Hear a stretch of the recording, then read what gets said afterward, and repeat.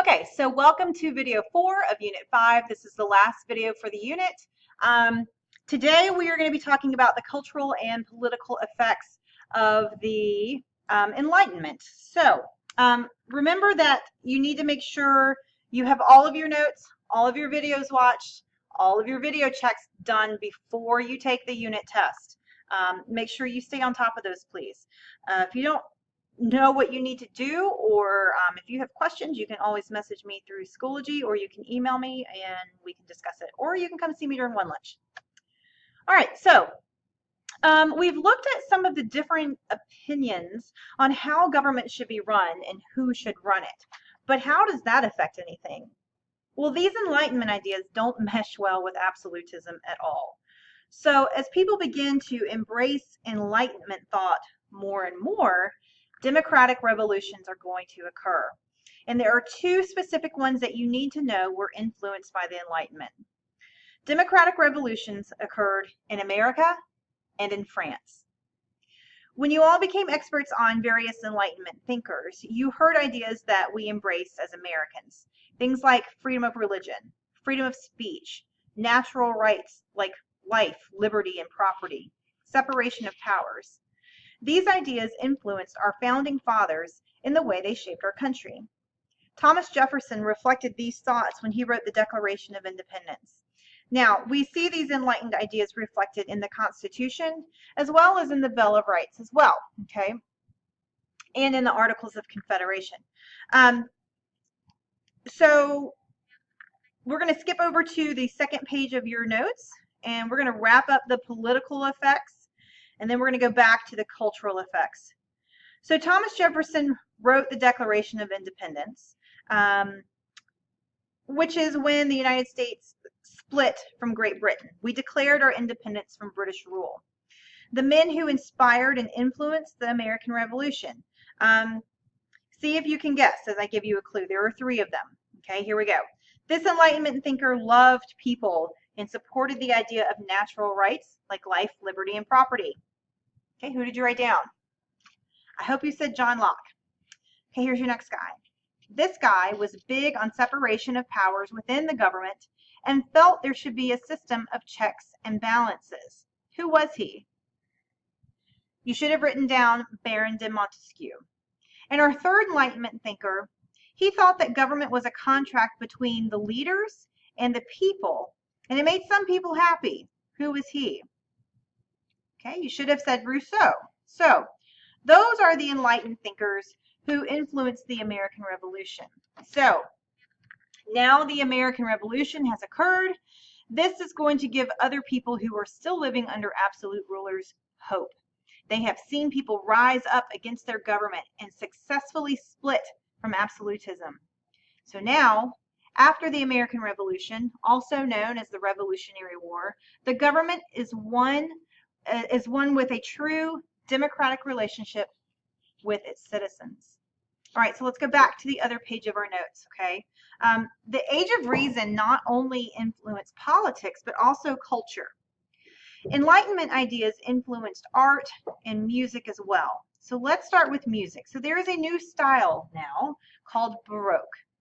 Anything in the Baroque style is going to be very ornate, very fancy, which is why I framed the style, the word with this style of frame. It's super fancy, golden looking, okay?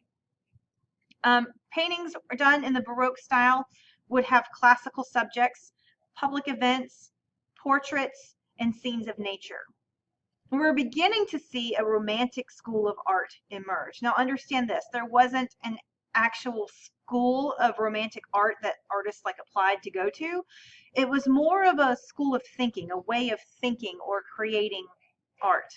So many of the pieces of work that were created during this time focus on nationalism, which in very basic terms is extreme pride in one's country. So from here on out, throughout the rest of the school year, you are going to hear me talk about, and we're going to discuss nationalism so much. I mean, it can be tied into pretty much every single unit from here until the end of the year, okay?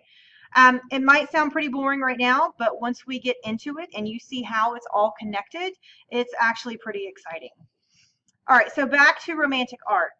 Eugene Delacroix was a very prominent artist at the time. He lived from 1798 until 1863, and his most famous painting is probably this one. It's titled Liberty Leading the People. And we're going to talk about this one much more in our next unit, the French Revolution.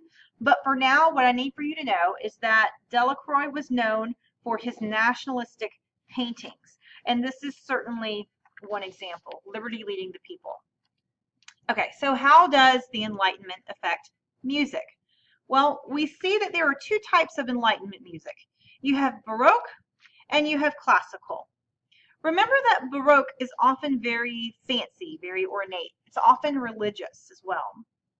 Two of the most famous composers of the Baroque style are Johann Sebastian Bach and George Friedrich Handel. His most famous work is the Messiah, Handel's Messiah. You oftentimes will hear it at Christmas time.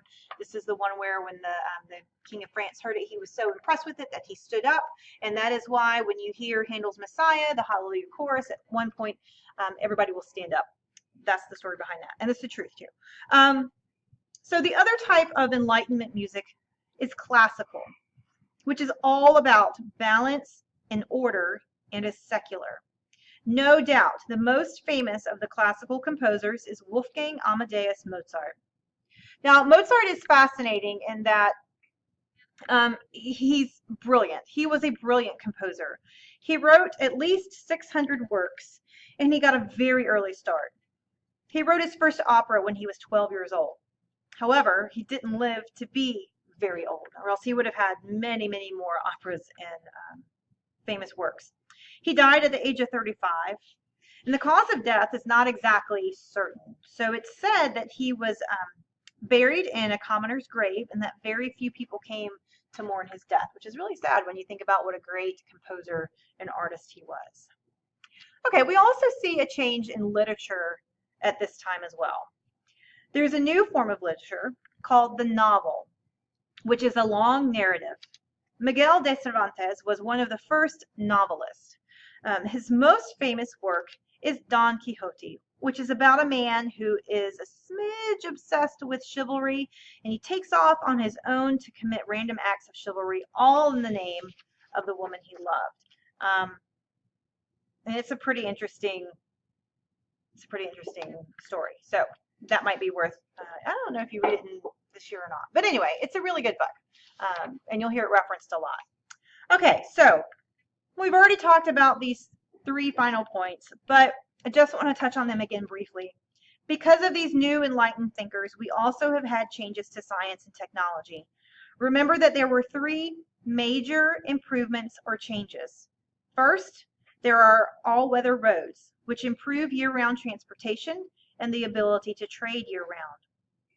Second, there are new and improved tool designs, which increase agricultural productivity, which is a great thing.